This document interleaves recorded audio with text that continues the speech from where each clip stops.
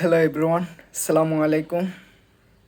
Iran US যুদ্ধের আজকে 36তম দিন চলমান। আহ, গত 24 ঘন্টায় অনেকগুলো নতুন ঘটনা ঘটেছে। আপনারা নিশ্চয় জানেন, 24-25 তারিখের দিকে ইরানকে আলটিমেটাম দিয়ে ট্রাম্প একটি টুইট করে ওইখানে বলছে যে আগামী 10 দিনের মধ্যে যদি ইরান ঢিলে না আসে তাহলে তাদের সমস্ত পাওয়ার প্ল্যান্ট, এনার্জি সোর্স সব কিছু ধ্বংস করে দেবে। সো ট্রাম্প আজকে নতুন করে আরেকটি টুইট করে 48 ঘন্টার সময় আসছে এটা বলে যে এর মধ্যে যদি ডিলে না আসে তাহলে সে তার প্ল্যান এক্সিকিউট করবে। এমনকি আমরা এর প্রতিফলনও দেখতে পাচ্ছি যে মিডল ইস্ট থেকে অনেকগুলা গ্রাউন্ড ইনভেনশনের জন্য সৈন্য নিয়ে আসা হয়েছে। সো দেখে মনে হচ্ছে এগুলাকে গ্রাউন্ড ইনভেনশনের জন্য খার্জ দ্বীপে পাঠানো হবে। আর যদিও গ্রাউন্ড ইনভেনশন না হয় তাহলে বড় ধরনের একটি রিটালিয়েশন হবে। সো এই রিটালিয়েশনটা নিশ্চয় বোঝা যাচ্ছে যে সিভিলিয়ান ইনফ্রাস্ট্রাকচারের উপর করবে ট্রাম্প। এমনকি সে তো অলরেডি ঘোষণায় দিচ্ছে যে এনার্জি সোর্স, পাওয়ার প্ল্যান্ট এগুলো কিছুই রাখবে না। সো এটা একটা কথা। সো ইরানের পক্ষ থেকে তাদেরকে ডিরেক্ট নাকচ করা হয়েছে যে তারা ডিলে আসবে না আনটিল মানে তাদের শর্তগুলো পূরণ হওয়া পর্যন্ত। তাদের থেকে স্ট্রেট কাট কথাগুলো ছিল হচ্ছে যে ইউএসকে মিডল ইস্ট থেকে চলে যেতে হবে, আর পেট্রো ডলারের পরিবর্তে ইউয়ান ইউয়ানে এখন বাণিজ্য হবে। আর হরমুজ প্রণালীতে তাদের টোল বসাতে হবে। সো এগুলা ইরানের পক্ষ থেকে দাবি ছিল। সো কোনো পক্ষকে ছাড় দিচ্ছে না যুদ্ধের অবস্থায় এসে। ট্রাম্প এই অবস্থায় এসে অনেক পাগল হয়ে গেছে। সে মনে হচ্ছে এই মুহূর্তে যে কোনো কিছু করেই বসতে পারে। অবস্থা খুবই বেগতিক দেখা যাচ্ছে। এর মধ্যে বলে রাখি যে ইরান তাদের আকাশ প্রতিরক্ষা ব্যবস্থায় অনেক উন্নতি নিয়ে আসছে।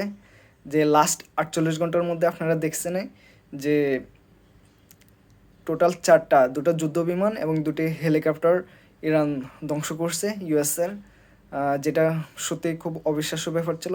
এমনকি ইরান বলছে তাদের নতুন করে আকাশে প্রতিরক্ষা ব্যবস্থা ইনিশিয়েট করা হয়েছে অ্যান্ড তারা ভেরি মাচ সাকসেসফুল তাদের এই আকাশ প্রতিরক্ষা ব্যবস্থায়, নতুন প্রতিরক্ষা ব্যবস্থায়।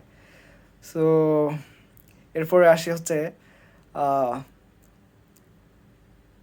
যখন আপনারা জানেন গতকালকে যখন একটি যুদ্ধ বিমানকে ভূপাতিত করা হয়েছিল, ওইখানে 2জন ক্রু মেম্বার ছিল, যার মধ্যে একজন সাথে সাথে রেস্কিউ হয়েছিল কিন্তু আরেকজন ইরানের মধ্যে আটকা পড়ে। সো তখন ইরানীয় রাষ্ট্রীয় গণমাধ্যম এমনকি যে কী বলে বিপ্লবী গার্ডের মাধ্যমে ঘোষণা করা হয়েছে যে দৌড়ে দিতে পারবে ওই ক্রু মেম্বারকে তাকে $60,000 পুরস্কৃত করা হবে। সো ওটার নিউজ হচ্ছে যে ইউএস এই নতুন ক্রু মেম্বারকেও রেস্কিউ করছে, ইরান তাকে ধরতে পারে নাই।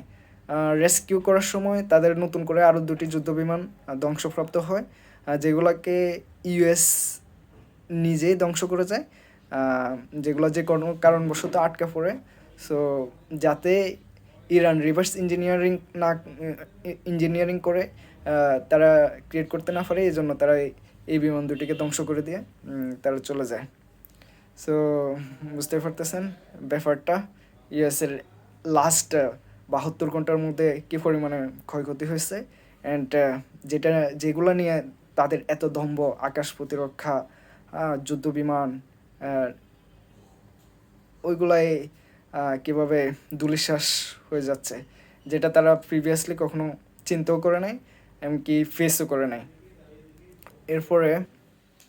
এরপরে আসি হচ্ছে গতকালকে ইরানের আব্বাস আরাগচি একটি গণমাধ্যমে বলেন যে তাদের বোসরা নিউক্লিয়ার প্লান্টে টোটাল 4বার অ্যাটাক হয়েছে। যদি কোনো কারণে আবার অ্যাটাক হয় তাহলে এটা যে কোনো মুহূর্তে লিক হওয়ার সম্ভাবনা আছে। তো সে এটাও সতর্ক করে দিচ্ছে যে ইরানের থেকেও এটা গালফ কান্ট্রিগুলো মিডল ইস্টে সবচাইতে ক্ষতি হওয়ার সম্ভাবনা, কারণ বাতাসটা ওই দিক দিয়ে গালফ কান্ট্রিগুলোর দিকে উল্টা দিক দিয়ে প্রবাহিত হচ্ছে। সো সে এটা সতর্ক করে দিচ্ছে।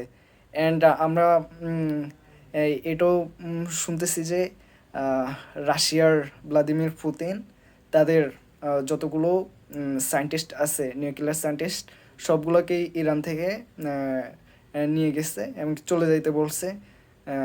সো মনে হচ্ছে যে রাশিয়ার কাছে এমন কোনো গোয়েন্দা তথ্য আছে যে হয়তো ইরানের নিউক্লিয়ার প্লান্ট এগুলোর উপরও ভালোভাবে রিটালিয়েশন হইতে পারে। সো এটাও একটা খুবই খারাপ সংবাদ এক প্রকার বলা যায়। সো অ্যান্ড আমরা কয়দিন আগে দেখতে পাইছিলাম, শুনছিলাম যে ওয়ার্ল্ড হেলথ অর্গানাইজেশন তারা